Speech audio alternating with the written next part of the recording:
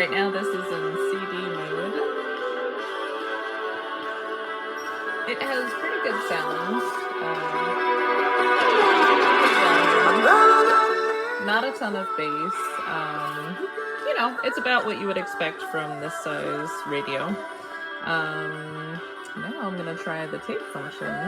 Hopefully it won't eat, this is the only cassette tape I have in the house, and it's original, so hopefully it won't eat it.